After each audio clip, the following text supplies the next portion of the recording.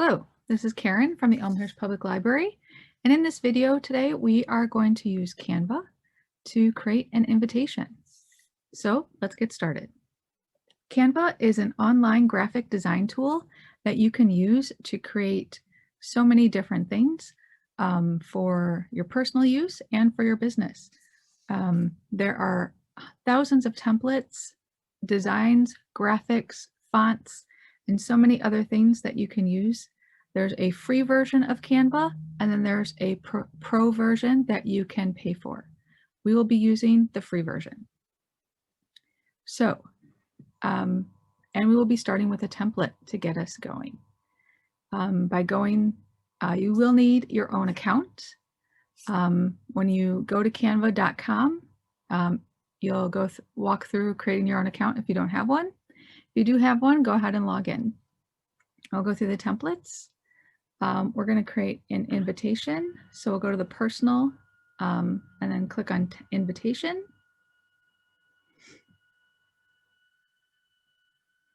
And under invitation, these are all of the different templates that are available to get us started. And as you scroll through, you can see that there are a lot of them. The ones that we would like to look at first are the ones that say free. If we find one that has a $ here, those have elements that are not free. If I had the pro version, they would all be included in the pro version. So I'm going to choose one that is free to me. Even along the top, you can see if you want to choose something to narrow down your choices, to find different themes that might be of interest to you. You can also use the search at the top. So if you wanted an invitation of a certain size, if you wanted an invitation postcard, or an invitation in a portrait format or a landscape format, or if you were looking for, let's say, a barbecue invitation, you can use the search for that. So let's try a barbecue invitation since summer is coming. And let's look at this one. So when I click on it, this pop-up comes up and it tells me some information. And so I'll click on the purple button for use this template. And when I do that, it pops up in another tab, which is very nice about Canva in that it doesn't continue to use the same tab. Every time you open the work or you go to, it will open in a new tab, which is very nice. So let's go ahead and walk through a few of the details about the view here. Since I opened a template, the template tab on the left is now open. The next one is uploads. The uploads is things that I have personally uploaded since this is my account. Photos. These are photos that are in Canva. Again, many are free. Some are part of Pro, or you could pay for them individually. Elements are various graphics and other features, lines, shapes, frames, etc. Text are fonts and font combinations. Audio and videos, background. Audio and video is if you want to use it in social media. Background are other images or photos that you could use for the background of your invitation in this case, or any other graphic design that you're working on. And then folders, where if I had purchased something, it would be here. If I had liked a template, that would be in this folder here. And if I created a folder, creating folders is part of the Pro version. So let's go back to the templates.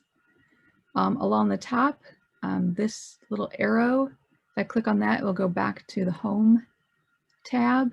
If I click File, it just gives me some additional information, create a new design, rulers, guides, etc. Resize. The resize feature is only available in Pro.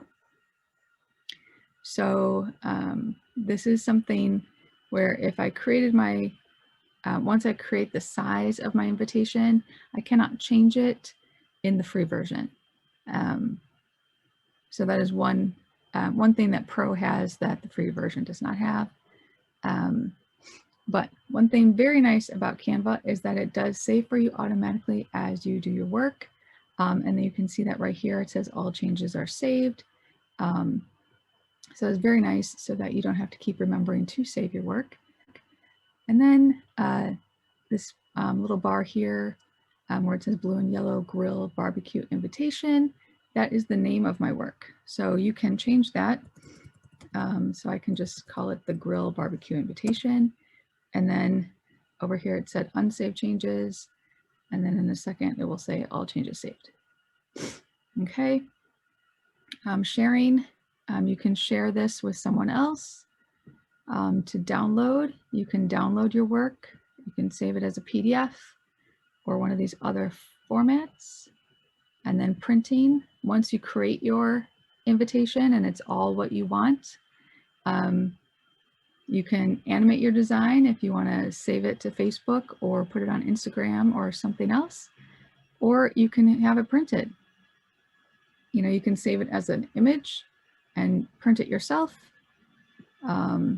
or you can have Canva print it. So I have used this feature. They come out great. Their service is great as well, and I didn't think they were all that expensive. So these are just some of the options, but let's go ahead and get it the way we would like to have it, or the way I would like to have it for our barbecue. So let's see different things that we can do to change this and make it personal. So right now it is this greenish blue color background. And let's say I wanted to change this background.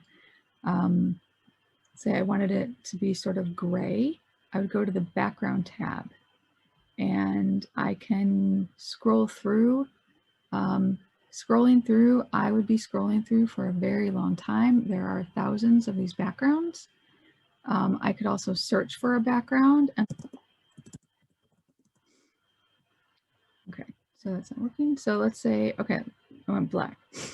So that made it very dark, but it changed the green, the greenish blue color to this black, and I still have the speckles. So, but let's say you don't like whatever you changed it to, you can always use this back arrow to go back to what it was before, and you can keep going back and undoing your changes. If you want to go forward, now I have the forward button. So I can go forward if I wanted to go to something I had just undone. If you want to use something you recently used in another design and you really liked it, you can do that here as well under recently used. So this is something I used in something else that I did, or here's some confetti. Or you can scroll through and see what else. They're always adding different images. Also at the top, so let's say a holiday was coming up, and you just type in holiday. Right now you'll see for summer and spring break, but at Christmas time you would see a lot of Christmas things. And let me go to something a little colorful.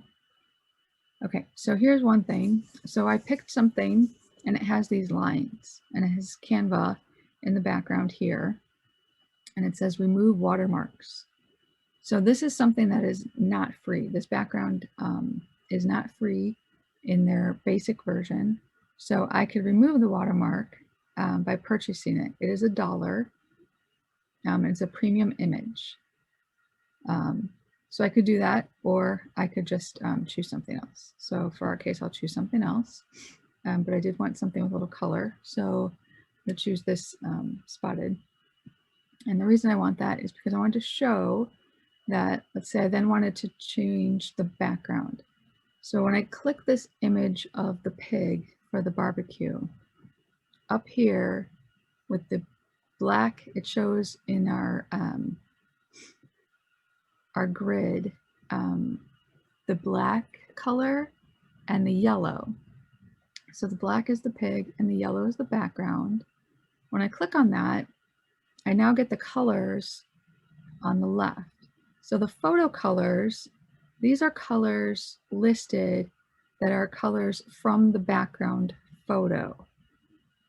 So this is very nice if you wanted the background of the pig to be one of the colors of your photo. You can then choose that, and it will then kind of blend into the colors, and then you can have everything kind of then come together as part of your graphic design. So if you wanted to blend a little bit in the background, or if you want it to come forward, or whatever you wanted it to do. You wanted it. So you can't choose the actual photo itself, but you can choose what the colors, the primary colors are. So that's a nice feature as well, especially when it comes to the text. If you want the text to then be one of these colors as well, that is always listed. And also for text, you also have a lot of different fonts to choose from. The two at the top are the ones that are already being used. Any of the ones that you use regularly are listed next. And then it lists out things like popular fonts. And then you can just keep scrolling through, and there are a lot of fonts to choose from. Anything with the gold crown is part of Pro. Anything without a crown is part of Basic. So if I chose Nor'Wester here, it would change the font here. I would probably change the color and make it a little darker so it stands out. And since this text is highlighted, I can then change the size, make it bigger, or whatever. And then I can center it if I wanted. And then I can also change the effects. So there's different text effects. I could curve it. And you can change the curve aperture as well. You don't want it that curvy. So there are a lot of things to do out here. There's a lot of things you can play with. And it all starts with the template. You can go out and create your own from scratch if you wanted to. And that you would do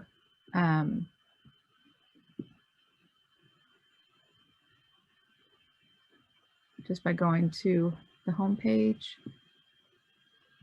and then create a blank barbecue invitation. And that would pull up a white screen, and you would start from scratch. Anyway, I hope you enjoyed this very quick tutorial on creating an invitation with Canva. Thank you.